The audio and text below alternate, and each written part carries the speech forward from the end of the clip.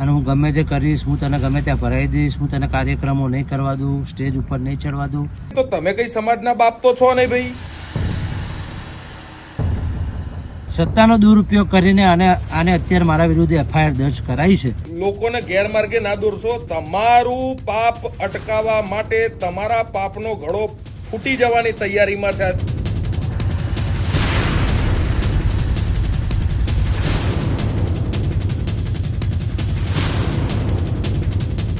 પણ મિત્રો, સમય અને સંજોગ જ્યારે પણ બનશે, હું લોકોને કહું છું કે આ મેટરમાં હું કોઈ ઇન્ટરફિયર હતો નહીં. તમે આવી વાહિયાત વાતો સમાજ સામે મૂકો છો. તમારું પાપ બહુ જ ભરાઈ ગયું છે. એવું નથી કે તમારા પ્રૂફો મારી જોડે નથી, તમારા પ્રૂફો મારી જોડે છે. અમદાવાદના ઓઢવમાં લોકગાયક વિજય સુવારાએ કરેલો હુમલો હાલ ગુજરાતમાં હોટ ટોપિક બન્યો છે. હુમલાની ફરિયાદ નોંધાવી તે દિનેશ દેસાઈ ભાજપના નેતા છે, જ્યારે વિજય સુવારા પણ પોતે ભાજપના નેતા છે. બંને નેતાઓના પિતા એકબીજાના મિત્રો પણ છે. ત્યારે અમદાવાદમાં કાયદો અને વ્યવસ્થાની પરિસ્થિતિ દિવસે ને દિવસે કથળી રહી હોય તેવું લાગી રહ્યું છે અને અનેક બનાવો હત્યાના પણ સામે આવી રહ્યા છે.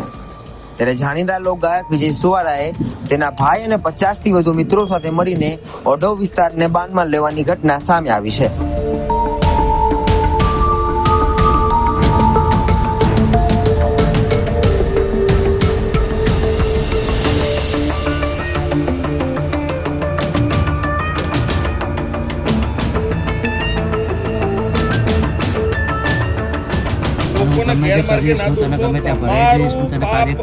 સત્તાનો દુરુપયોગ કરીને આને અત્યારે મારા વિરુદ્ધ એફઆઈઆર દર્જ કરાઈ છે.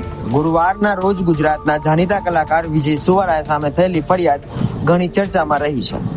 શહેરના ઓઢવ વિસ્તારમાં ભાજપના કાર્યકર અને ગુજરાતી ગાયક કલાકાર વિજય સુવારાએ જૂના ઝઘડાની અદાવતમાં 50 થી વધુ શખ્સો સાથે મળીને ભાજપના બક્ષીપંચ મોરચાના પ્રદેશ સંયોજકના ઘરે જઈ વિભત્સ ગાળો આપીને જાનથી મારી નાખવાની ધમકી આપી હતી.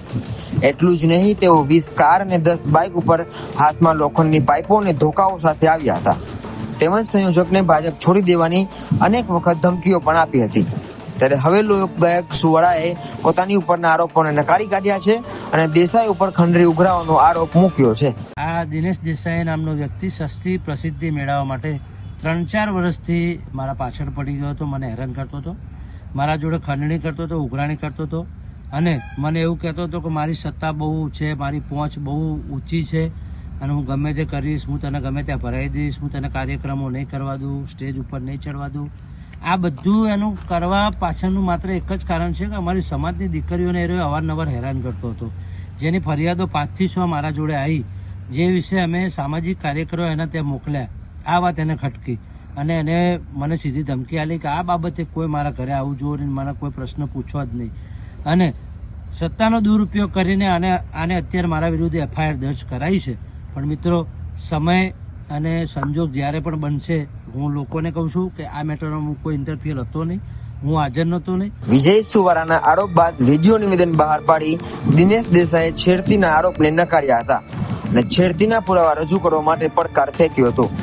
આ સિવાય ક્યારેય સુવારા સાથે વાત ન કરી હોવાની તથા જો રજૂઆતનો હેતુ હોય તો સમાજના અગ્રણીને સાથે રાખીને દિવસ દરમિયાન વાત કરી હોય તેમ પણ તેણે જણાવ્યું હતું.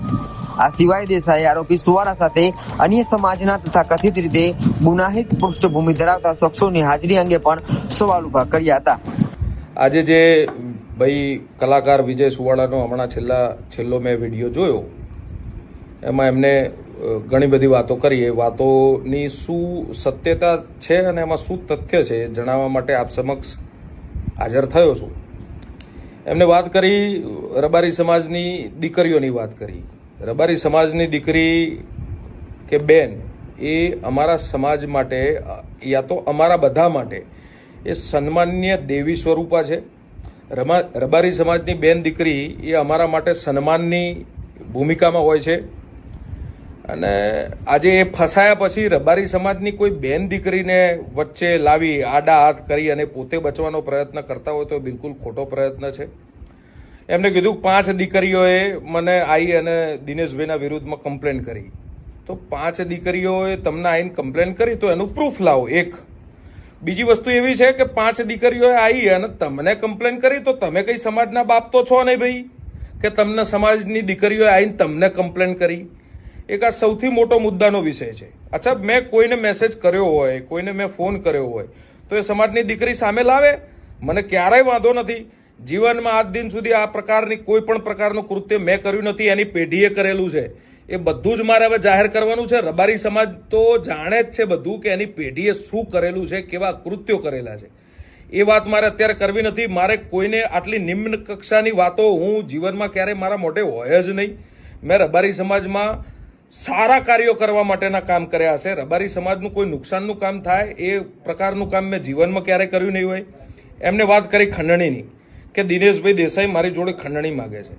તો રહી વાત ખંડણીની, આખા રબારી સમાજને અને જાહેર જીવનને બધાને ખબર છે કે મારા ઘરની શું કેપેસિટી છે, મારો બિઝનેસ કેટલો મોટો છે.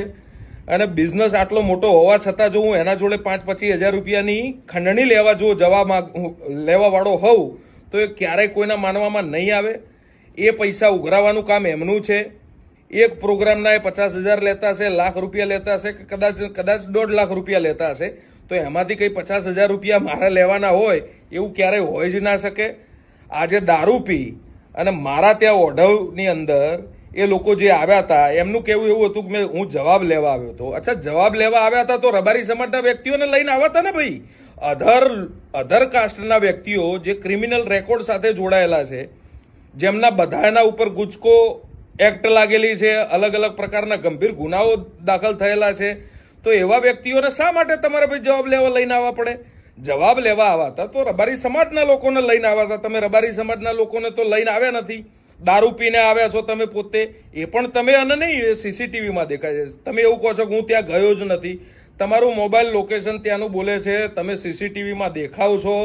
એ બીજા સીસીટીવી, તમે જે પબ્લિશ થયેલા સીસીટીવી જે જોવો છો ને, એના ઉપર એટલું ના વિચારી લેશો કે હું એમાં નથી દેખાતો. એ સિવાયના બીજા સીસીટીવી હજુ અમારી જોડે છે. એટલે તમે એવી વાત તો કરશો જ નહીં કે હું ત્યાં હતો નહીં. બીજી વાત કે જેટલા લોકો આવ્યા હતા એટલા લાકડીઓ અને તલવારો લઈને આવ્યા હતા, તો એ શું જવાબ લેવા લાકડીઓ અને તલવાર લઈને કોઈ વ્યક્તિ આવે ભાઈ? એટલે આવી ખોટી લોકોને ગેરમાર્ગે ના દોરશો. તમારું પાપ અટકાવવા માટે, તમારા પાપનો ઘડો ફૂટી જવાની તૈયારીમાં છે ત્યારે તમે સમાજની દીકરીનું નામ લો છો, આટલી નિમ્ન કક્ષાની વાત કરો છો. એ પ્રકારનો વ્યક્તિ હું છું નહીં, ક્યારે આવી નિમ્ન કક્ષાની વાત નહીં કરું. રહી વાત કે જ્યારે ત્યારે રબારી સમાજના કોઈ પણ ખરાબ સારા પ્રસંગોમાં મારી હાજરી હોય છે. એક પણ એના કાર્યક્રમમાં હું ક્યારે ગયો હોઉં તો તમે મને બતાવો. તમે મને પ્રૂફ કરીને આપો કે હું તમારા કોઈ કાર્યક્રમમાં આવ્યો છું. કાર્યક્રમમાં જ તમારા નથી આવતો ભાઈ. 4 વર્ષથી તમારો મારો કોઈ સંપર્ક નથી, તો શેના માટે ભાઈ તમે મારું વારંવાર નામ લો છો? સિંગલ મારું આઉટગોઈંગ મારા ફોનમાંથી નથી આ 4 વર્ષમાં કે ક્યારે મેં વિજય સુવાળાને સામેથી ફોન કર્યો હોય, વિજય સુવાળાના મિત્રને મેં ક્યારે સામેથી ફોન કર્યો હોય. તમે આવી વાહિયાત વાતો સમાજ સામે મૂકો છો. એક, તમારું પાપ બહુ જ ભરાઈ ગયું છે.